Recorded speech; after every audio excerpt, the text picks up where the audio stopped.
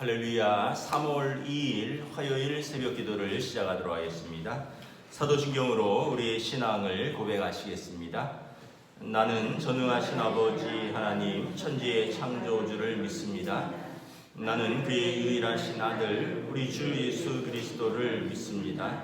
그는 성령으로 잉태되어 동정녀 마리아에게서 나시고 본디오 빌라도에게 고난을 받아 십자가에 못 박혀 죽으시고 장사된 지 사흘 만에 죽은 자 가운데서 다시 살아나셨으며 하늘에 오르시어 전능하신 아버지 하나님 우편에 앉아 계시다가 거기로부터 살아있는 자와 죽은 자를 심판하러 오십니다. 나는 성령을 믿으며 거룩한 공교회와 성도의 교제와 죄를 용서받는 것과 몸의 부활과 영생을 믿습니다. 아멘. 찬송가 314장 찬양하시겠습니다. 찬송가 314장입니다.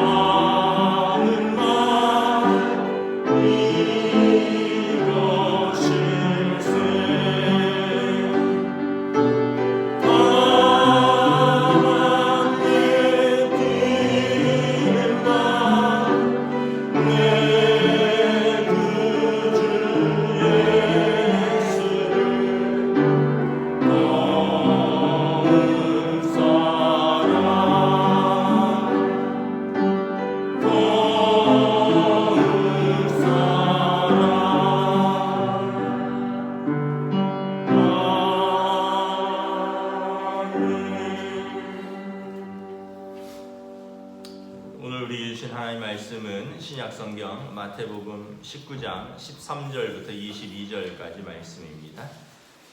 마태복음 19장 13절부터 22절까지 말씀입니다. 다 쳐주신 줄 알고 저와 여러분들이 한 절씩 교독하도록 하겠습니다. 마태복음 19장 13절부터 22절입니다. 그때 사람들이 예수께서 안수하고 기도해 주심을 바라고 어린아이들을 데리고 오매 제자들이 꾸짖거늘 예수께서 이르시되 어린아이들을 용납하고 내게 오는 것을 금하지 말라. 천국이 이런 사람의 것이니라 하시고 그들에게 안수하시고 거기를 떠나시니라. 어떤 사람이 주께 와서 이르되 선생님이여 내가 무슨 선한 일을 하여야 영생을 얻으리이까? 예수께서 이르시되 어찌하여 선한 일을 내게 묻느냐? 선한 이는 오직 한 분이시니라. 내가 생명에 들어가려면 계명들을 지키라. 이르되 어느 계명이오니까? 예수께서 이르시되 살인하지 말라, 간음하지 말라, 도적질하지 말라, 거짓 증언하지 말라, 내 부모를 공경하라, 내 이웃을 내 자신과 같이 사랑하라 하신 것이니라. 그 청년이 이르되 이 모든 것을 내가 지키었사온데 아직도 무엇이 부족하니까? 예수께서 이르시되 내가 온전하고자 할진대 가서 내 소유를 팔아 가난한 자들에게 주라. 그리하면 하늘에서 보화가 내게 있으리라. 그리고 와서 나를 따르라 하시니 그 청년이 재물이 많음으로 이 말씀을 듣고 근심하며 가니라. 아멘. 할렐루야. 오늘도 새날이 시작되었습니다. 하나님께서 은혜와 평강으로 함께 하시는 복된 날 되시기를 축복합니다.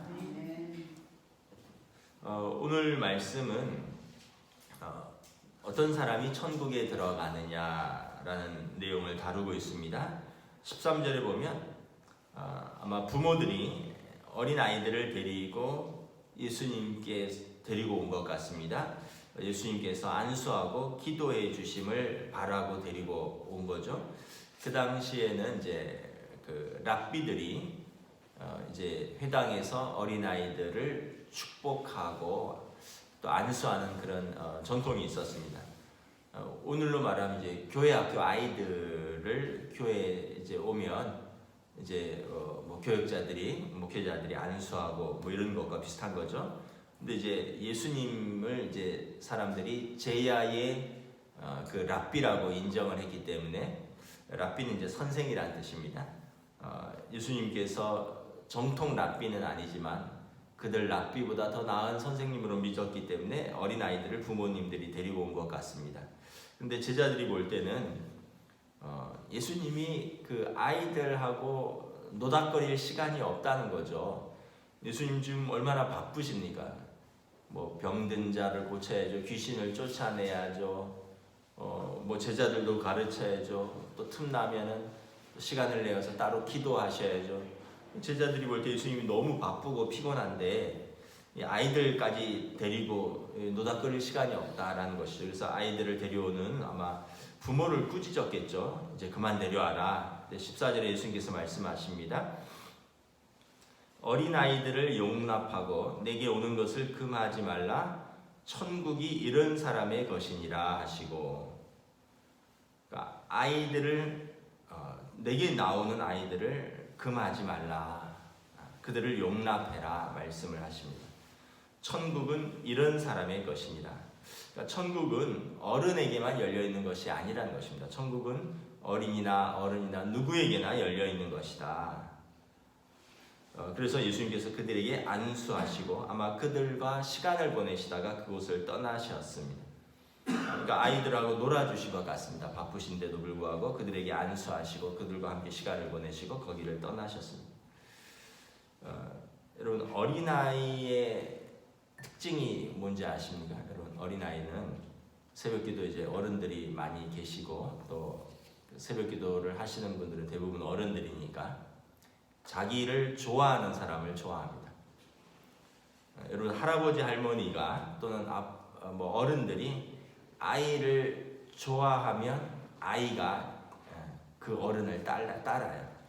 그런데 그냥 형식적으로 왔어 이러고 그 아이를 진심으로 좋아하는 것을 이렇게 표현하지 않으면 아이가 따르지 않습니다.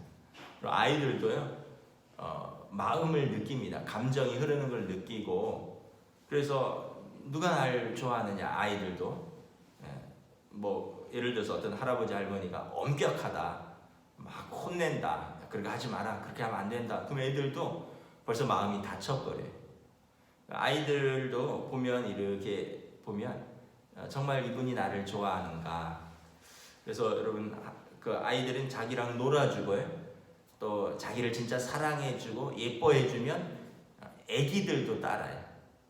여러분 잘 보세요.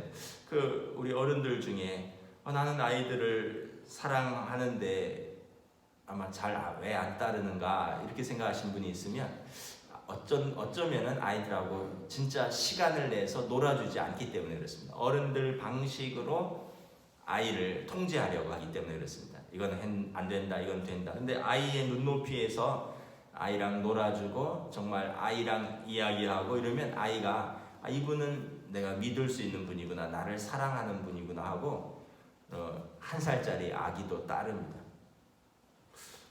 이제 예수님은 이 아이들을 정말 사랑해 주신 거죠. 그래서 아이들에게 안수하고 거기를 떠나셨습니다.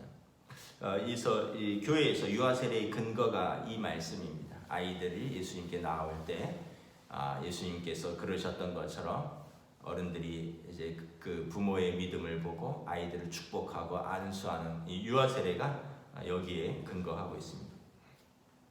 자, 천국은 이 어린아이와 같은 것이다. 이 어린아이의 특징이 또 뭐가 있냐면 의존입니다. 의존성, 전적인 의존성. 어른들은 잘 의존하려고 하지 않습니다. 누군가에게 의존하는 것을 부끄러워하거나 싫어합니다. 근데 어린아이들은 누군가에게 의존하는 것을 사실은 자기가 연약하기 때문에 의존하는 것을 기쁘게 의존합니다. 부모를 의존합니다. 더 어리면은 뭐 형이나 누나를 의존합니다. 그래서 어린아이의 특징은 의존성입니다. 하나님 나라는 여러분 내 힘으로 갈 수 있는 게 아닙니다. 예수님께 의존하고 예수님께 순종하는 자가 가는 것입니다. 자, 이 말씀을 하셨는데 어떤 사람이 예수님께 와서 묻습니다. 선생님, 내가 무슨 선한 일을 하여야 영생을 얻겠습니까? 이 어떤 사람은 20절에 보면 청년입니다. 22절에 보면 재물이 많습니다. 부자입니다. 누가복음 18장에 이 청년을 또 다루는데 관원입니다. 다시 말하면 젊고 부유하고 똑똑하고 명예도 있는 사람입니다. 그러니까 젊었는데 아마 부모님께 상속을 받았는지 부유하고요. 젊은 사람들이 부유하기가 어렵잖아요. 젊었는데 부유하고 거기에 똑똑하기까지 해서 관직이까지 있었습니다. 근데 이 사람에게 어떤 욕심이 있었느냐? 나는 하나님 나라도 가겠다. 영생까지 얻겠다.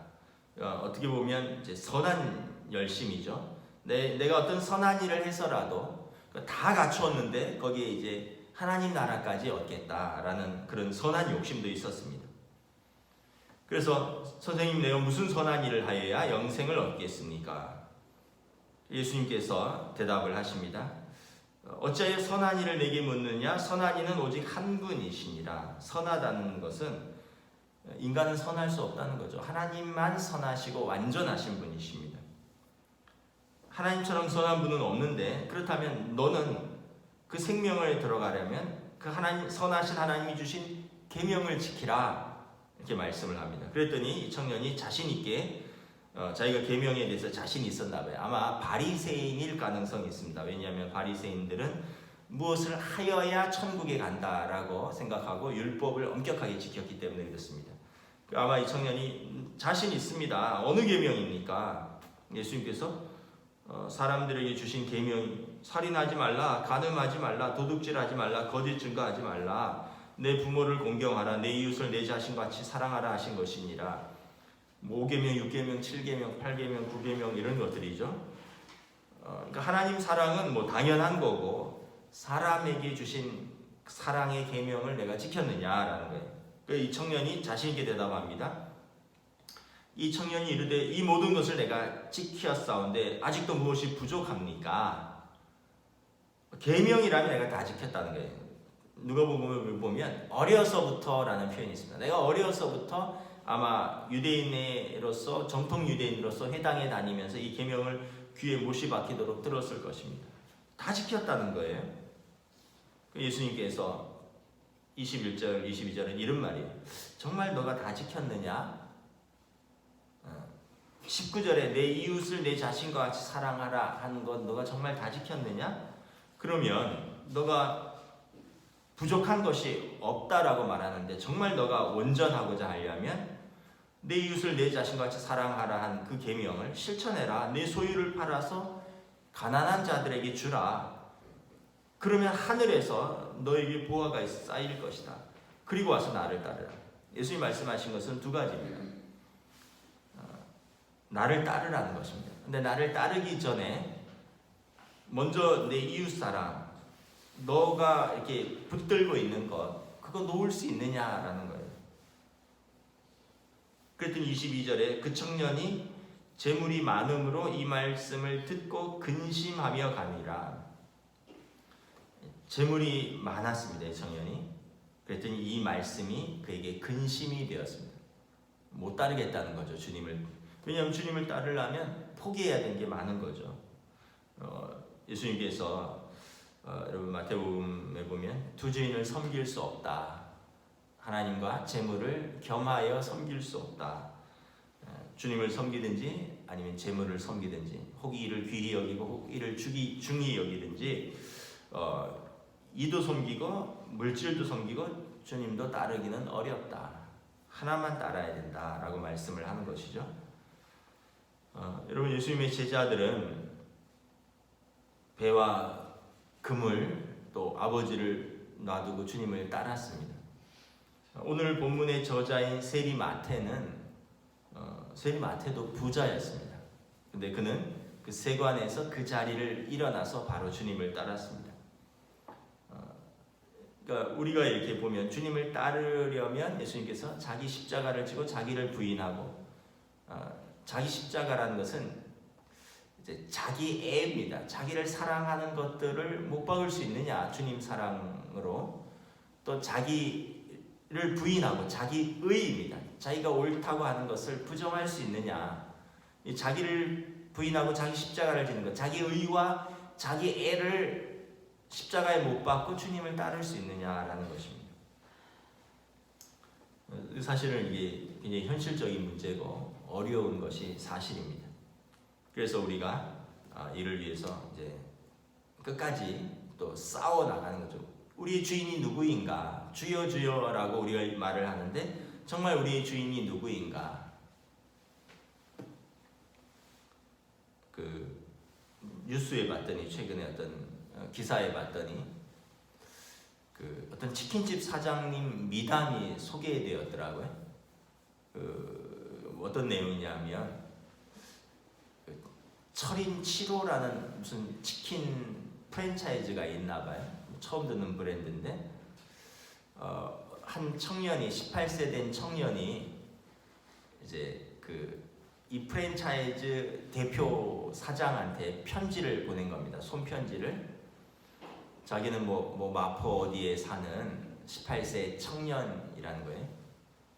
이제 조실 부모하고 할머니가 어린 동생과 자기를 이렇게 거둬서 키우고 있고, 자기는 이제 어려서부터 이제 각종 아르바이트, 학교도 제대로 못 다니는 것 같아요. 각종 아르바이트를 하고 택배 상하차를 하면서 동생하고 이제 근근히 할머니랑 살아가는데, 하루는 동생이 너무 치킨이 먹고 싶어 한다는 거죠. 그래서 동생 데리고 치킨집 앞에 갔는데 치킨이 한 마리 2만 원 정도 하잖아요. 돈은 5천 원밖에 없고, 그래서 그 앞에서 우물쭈물하고 있으니까 치킨집 사장님이 눈썰미가 좋으셨던가 봐요. 17세 작년 얘기니까 17세랑 또 그 어린 동생이 또 이렇게 덥수룩한 머리에 뭔가 좀 그 앞에서 우물쭈물하고 그러니까 들어오라 그래서 치킨을 한 마리를 대접을 했대요. 치킨 한 마리가 2만 원 하니까. 근데 이 아이가 5천 원밖에 없어서 5천 원이니까 그건 안 받는다. 그리고 그 아이들을 돌려보냈어요. 근데 동생이 그 이후로 형 모르게 여러 번 가서 그 치킨집에서 사장님한테 치킨을 대접을 받았다는 거죠. 그리고는 어느 날은 보니까 동생이 말쑥하게 머리를 깎고 왔는데, 너 무슨 돈이 있어서 머리를 깎았느냐 하니까 그 치킨집 사장님이 동생 데리고 미용실에 가서 머리도 깎아주셨다는 거예요. 그래서 형이 너무 미안해서 이제 동생 그 치킨집 출입 금지시켰대. 자기도 못 가고. 1년이 이렇게 지나서 자기도 이제 조금 더 나이가 들어서 보니까 코로나 때문에 자영업자들이 너무나 어렵다고 하는데 그 치킨집 사장님은 어떤가 싶어서 이렇게 지나다니면서 한 번씩 보는데 감사하다고 할 용기는 없고 또 들어가면은 미안하고 하니까 자기가 이렇게 인터넷에 찾아보니까 그 치킨집 본사가 있더라는 거죠. 그래서 그 본사 대표이사한테 손편지를 쓴 겁니다. 그분에게 그쪽 너무 감사하다라고 자기 마음을 좀 전해달라고. 그래서 이제 그 본사 사장님이 대표이사가 그 마포근지 어디 합정동 쪽에 있는 그 치킨 프랜차이즈점에 이제 필요한 물품들을 좀 더 지원해주고 그 편지를 인터넷에 공개를 한 거예요. 그랬더니 난리가 났어요. 제목이 그거예요. 합정동 치킨 철인 7호 사장님 돈줄 내주자. 그래서 난 돈줄이 뭔가 해서 봤더니 돈으로 혼줄 내주자. 이래서 지금 강원도, 경상도, 전라도 여기서 막 주문이 폭주한대요. 근데 주문을 하고 머니까 배달은 안 하셔도 됩니다. 그냥 주문만 받고 아저씨도 힘드신데 사장님도 힘드신데 사장님 도움이 됐으면 좋겠고 선한 일을 하시기를 바랍니다. 그러면서 지금 전국에서 그쪽 치킨집으로 주문이 폭주하고 있대요. 근데 이제 사장님이 결국은 영업을 중단했어요. 왜냐하면 막 서울에서 전국에서 주문이 오는데 이제 지방 주문은 갈 수도 없죠. 근데 이제 서울 주문은 어쨌든 배달을 해야 되잖아요. 근데 자기네가 배달을 다 할 수도 없고 주문을 받았는데 그만큼 주문을 소화할 수도 없고 그래서 음식의 질이 떨어질 것 같아서 당분간 영업을 중단합니다. 좀 더 준비해서 좀 이렇게 이런 게 가라앉고 나서 다시 영업을 재개하겠습니다. 보내주신 성원에 감사합니다. 이런 내용의 글이더라고요. 그걸 보면서 사람들은 참 나는 못하지만 이렇게 선한 일을 하는 사람, 이웃을 사랑하는 사람들을 응원하는 마음들이 다 있구나. 여러분 옛날에 이제 그 어느 교회가 시골 마을로 농화를 갔었습니다. 겨울이 되면 여름인가요? 겨울인가요? 하여튼 여름 방학, 겨울 방학에 농촌 봉사 활동을 했었어요. 근데 그 지역은 어떤 양반 마을의 집성촌입니다. 집성촌 아시죠? 어떤 가문이 그 마을의 대부분인 사람들. 그 마을은 굉장히 유교적인 전통이 강하고 그래서 교회가 하나 있는데 교회의 그 가문의 어른들이 절대 발을 못 딛게 하는 거예요. 교회 가면 그 벌금을 내야 돼요. 그 마을의 법입니다. 그러니까 그 마을에 교회가 하나 있는데 교회를 가면 벌금을 내니까 그 마을의 집성촌의 어른들이 결정을 했는데 누가 가겠습니까? 아무도 못 가는 거죠. 그런데 이제 서울에서는 교회 청년부가 그 마을에 농화를 갔었어요. 갔는데 어른들이 필요 없다. 교회에서 온 아이들은 필요 없다. 너희들 도움 필요하지 않다. 그래서 아이들이 갔는데 아이들이 봉사하겠다는데 봉사도 받지 않고 또 그곳에 사는 아이들이 그 아이들이 여름 성경학교 청년들이 해준다니까 그곳에 또 못 가게 하고 가면 벌금 내야 되니까 그래서 첫 해는 가서 그냥 청년들끼리 놀다 왔어요. 허탕치고. 근데 둘째 해 갔는데 너무 바쁜 거예요. 농사가 막 고추 농사 고추도 따야 되고 해야 될 게 너무 많은가 봐요. 그래서 청년들이 또 봉사하겠다니까 마지 못하는 척 어른들이 할 수 없이 받아줬어요. 왜냐하면 너무 바쁘고 일손이 필요하니까. 근데 이제 그 청년들이 이제 봉사를 아주 깔끔하게 하고 왔어요. 그리고 그 다음에 또 갔어요. 이제 점점 마을의 어른들의 마음이 열리는 거예요. 그래서 세 번째 해 갔으니까 고마워서 이제 우리는 안 가지만 우리 아이들은 교회 가도 된다. 벌금 제도를 없앴어요. 그리고 나서 나중에는 서울 그 농촌교회 목사님이 우리 마을의 이 농산품을 서울에 좀 팔면 좋겠는데 직접 팔면은 중간에 수수료도 없고 하니까 이익도 많이 나고 팔로도 하니까 그 서울의 대형 교회인데 그 청년부가 다니는 교회 목사님한테 요청을 했어요. 그 목사님이 보내라 우리가 팔아줄게. 그래갖고는 보냈는데 그냥 일주일 만에 다 팔아버린 거예요. 그래갖고는 매년 그 교회랑 이렇게 거래를 하기 시작을 한 거예요. 그러면서 농촌 교회도 그걸로 자립을 해서 봉고차를 한 대 샀어요. 봉고차를 사서 그 동네의 어르신들 태워서 보건소도 다니고, 또 그 동네는 마을 버스가 하루에 2번 들어오는 그런 동네래요. 그러니까 아주 시골이라는 걸 알 수 있죠. 근데 이제 그 시골 교회 목사님이 이제 그 큰 교회가 지원해주고 또 뭐 이래 그 농산물 팔고 이랬던 걸로 해서 봉고차를 사서 아침에 아이들 학교 갈 때 태워주고, 저녁에 태워오고, 노인들 뭐 보건소 갈 때 태워주고. 그래도 이제 그 마을이 이제는 교회가 너무 좋은 거예요.